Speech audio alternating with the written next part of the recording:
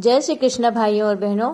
आज इस वीडियो में मैं आपको देवउठनी एकादशी की कथा सुनाती हूँ।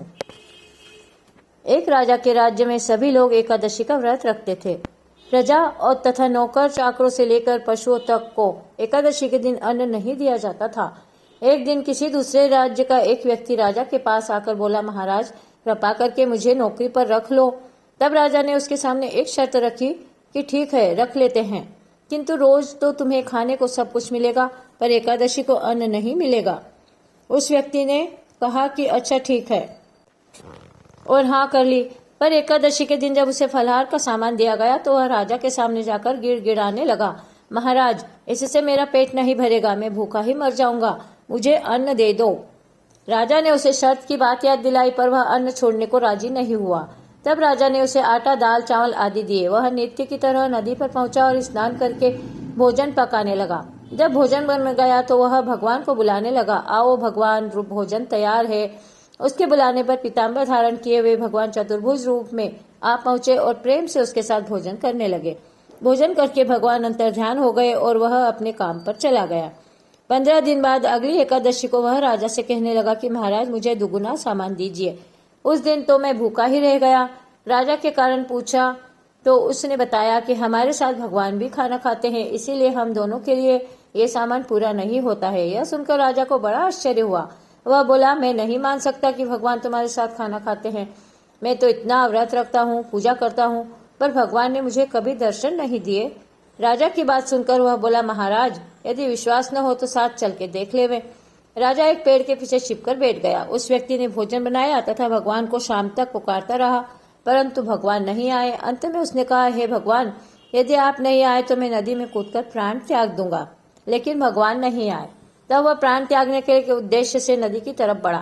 प्राण त्यागने का उसका दृढ़ इरादा जानकर शीघ्र ही भगवान ने प्रकट होकर उसे रोक लिया और साथ बैठकर भोजन करने लगे। खा पीकर वे उसे अपने विमान में बिठाकर अपने धाम को ले गए। यह देखकर राजा ने सोचा कि व्रत उपवास से तब तक कोई फायदा नहीं होता जब तक मन शुद्ध न हो। इससे राजा को ज्ञान मिला। वह भी मन में व्रत उपवास करने लगा और अंत में स्वर्ग को प्राप्त हुआ। देव प्रबोधिनी एकादशी की कथा। एक राजा था, उसके राज्य में प्रजा सुखी थी। एकादशी को कोई भी अन्न नहीं बेचता और नहीं खाता था। सभी फलाहार करते थे। एक बार भगवान ने राजा की परीक्षा लेनी चाहिए। भगवान ने एक सुंदरी का रूप धारण किया तथा सड़क पर बैठ गए। तभी राजा उधर से निकला और सुंदरी को देखकर चकित रह गया। उसने पूछा, हे सुंदरी, तुम कौन हो और इस तरह यहाँ क्यों बैठी हो? तब सुंदर स्त्री बने भगवान बोले, मैं निराश्रिता हूँ, नगर में मेरा कोई जाना पहचाना नहीं है, किससे सहायता मांगू? राजा उसके रूप पर मोहित हो गया। वह बोला, तुम मेरे महल में चलकर मेरी रानी बनकर रहो। सुंदरी बोली, मैं तुम्हारी बात नहीं मानूंगी, पर तुम्हें राज्य का अधिकार मुझे सौंपना है। राज्य पर मेरा पूर्ण अधिकार होगा। मैं जो भी बनाऊंगी तुम्हें खाना होगा। राजा उसके ऊपर मोहित था, अतः उसने उसकी सभी शर्तें स्वीकार कर ली। अगले दिन एकादशी थी। रानी ने हुक्म दिया कि बाजारों में अन्य दिनों की तरह अन्न बेचा जाए। उसने घर में मांस, मछली आदि पकवाए तथा परोसकर राजा से खाने के लिए कहा। यह देखकर राजा बोला, आज एकादशी है, मैं तो केवल फलाहार ही करूंगा। तब रानी ने शर्त की याद दिलाई और बोली, या तो खाना खाओ, नहीं तो मैं बड़े राजकुमार का सिर काट लूंगी। राजा ने अपनी स्थिति बड़ी रानी से कही तो बड़ी रानी बोली, महाराज धर्म न छोड़े, बड़े राजकुमार का सिर दे दें। पुत्र तो फिर मिल जाएगा, पर धर्म नहीं मिलेगा। इसी दौरान बड़ा राजकुमार खेल कर आ गया। माँ की आंखों में आंसू देखकर वह रोने का कारण पूछने लगा तो माँ ने उसे सारी वस्तुस्थिति बता दी। तब वह बोला, मैं सिर देने के लिए तैयार हूँ। पिताजी के धर्म की रक्षा होगी, जरूर होगी। राजा दुखी मन से राजकुमार का सिर देने को तैयार हुआ तो रानी के रूप से भगवान विष्णु ने प्रकट होकर असली बात बताई। हे राजन, तुम इस कठिन परीक्षा में भी पास हुए। देव प्रबोधिनी एकादशी की कथा। एक राजा था, उसके राज्य में प्रजा सुखी थी। एकादशी को कोई भी अन्न नहीं बेचता और नहीं खाता था। सभी फलाहार करते थे। एक बार भगवान ने राजा की परीक्षा लेनी चाहिए। भगवान ने एक सुंदरी का रूप धारण किया तथा सड़क पर बैठ गए। तभी राजा उधर से निकला और सुंदरी को देखकर चकित रह गया। उसने पूछा, हे सुंदरी, तुम कौन हो और इस तरह यहाँ क्यों बैठी हो? तब सुंदर स्त्री बने भगवान बोले, मैं निराश्रिता हूँ, नगर में मेरा कोई जाना पहचाना नहीं है, किससे सहायता मांगू? राजा उसके रूप पर मोहित हो गया। वह बोला, तुम मेरे महल में चलकर मेरी रानी बनकर रहो। सुंदरी बोली, मैं तुम्हारी बात नहीं मानूंगी, पर तुम्हें राज्य का अधिकार मुझे सौंपना है। राज्य पर मेरा पूर्ण अधिकार होगा। मैं जो भी बनाऊंगी तुम्हें खाना होगा। राजा उसके ऊपर मोहित था, अतः उसने उसकी सभी शर्तें स्वीकार कर ली।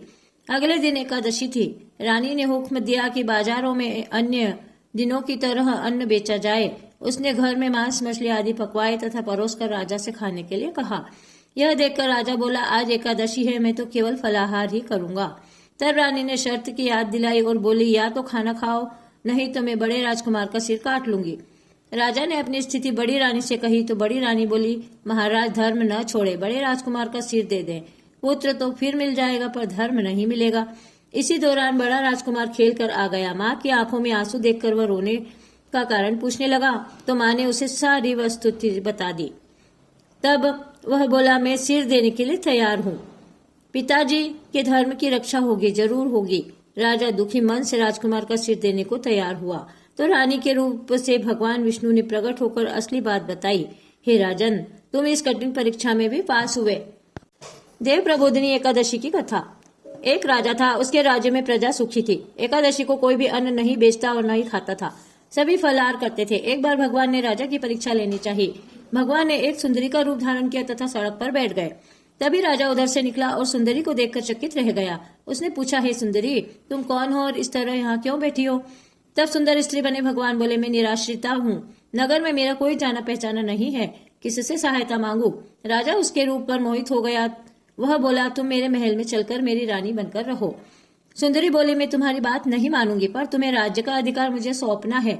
राज्य पर मेरा पूर्ण अधिकार होगा। मैं जो भी बनाऊंगी तुम्हें खाना होगा। राजा उसके ऊपर मोहित था, अतः उसने उसकी सभी शर्तें स्वीकार कर ली। अगले दिन एकादशी थी। रानी ने हुक्म दिया कि बाजारों में अन्य दिनों की तरह अन्न बेचा जाए। उसने घर में मांस मछली आदि पकवाए तथा परोसकर राजा से खाने के लिए कहा।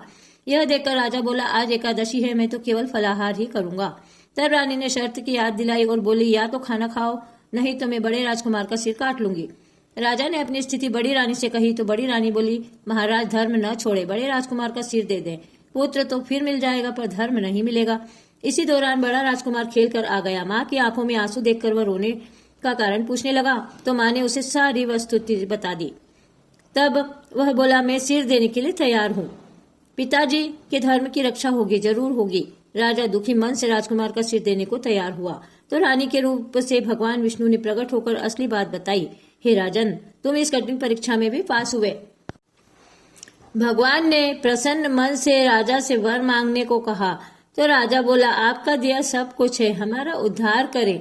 उसी समय वहां एक विमान उतरा। राजा ने अपना राज्य पुत्र को सौंप दिया और विमान में बैठकर परम धाम को चला गया। इस तरह राजा को वैकुंठ धाम प्राप्त हुआ। कार्तिक मास के शुक्ल पक्ष में आने वाली देव उठनी एकादशी के बारे में ब्रह्मा जी बोले, हे पुत्र, अब पापों को हरने वाली, पुण्य और मोक्ष देने वाली देव प्रबोधिनी एकादशी का महत्व सुनिए। इस एकादशी के दिन भगवान विष्णु 4 महीने शयन करने के पश्चात जागते हैं, इसलिए इसे देवोत्थनी एकादशी भी कहते हैं। धार्मिक श्रद्धालु इस दिन तुलसी व शालिग्राम का विवाह आयोजित करते हैं। पृथ्वी पर गंगा तथा तीर्थ, समुद्रों, सरोवर का प्रभाव तभी तक रहता है जब तक कि देव प्रबोधिनी एकादशी तिथि आती है। इस एकादशी के व्रत का फल 1000 अश्वमेघ और 100 राजसूय यज्ञों के बराबर होता है। इस एकादशी का महत्व बताते हुए ब्रह्मा जी बोले कि इस एकादशी के व्रत के प्रभाव से मेरु और मंदराचल के समान भारी पाप भी नष्ट हो जाते हैं। अनेक जन्मों के पाप भी क्षण भर में भस्म हो जाते हैं। इस प्रबोधिनी एकादशी का एक विधि पूर्वक व्रत करने पर मनुष्य को ऐश्वर्य, संपत्ति, राज्य का वैभव प्राप्त होता है। उनके पितृ नरक के दुखों से छुटकारा पाकर देवलोक को जाते हैं। जो मनुष्य अपने मन में हरि प्रबोधिनी एकादशी के व्रत को करने का संकल्प मात्र करते हैं, उनके 100 जन्मों के पाप नष्ट हो जाते हैं और वह नरक के दुखों से छूटकर विष्णु लोक को जाते हैं। ब्रह्म इत्यादि महान पाप भी इस व्रत के प्रभाव से नष्ट हो जाते हैं। जो फल समस्त तीर्थों में स्नान करने, गौ, स्वर्ण और भूमि का दान करने से होता है, वही फल देव प्रबोधिनी एकादशी की रात्रि को जागरण करने से मिलता है। के शुक्ल पक्ष की देवोत्थनी एकादशी, इसे देव उठनी 11 भी कहते हैं। इस दिन व्रत करने वालों को काचरी का भोग लगाना चाहिए और काचरी का ही प्रसाद लेना चाहिए। इस दिन दामोदराय नमः का जाप करना चाहिए। इस दिन व्रत करने वालों को कोचर में रहने वाले जीव जंतुओं की योनि से छुटकारा मिलता है। मैंने वीडियो में आपको देव प्रबोधिनी एकादशी की 2 कथाएं और एकादशी का महत्व सुनाया है। आपको वीडियो अच्छा लगा है तो चैनल को सब्सक्राइब कीजिए, बेल आइकन को प्रेस कर दीजिए और वीडियो को अधिक से अधिक शेयर कीजिए। जय श्री कृष्णा।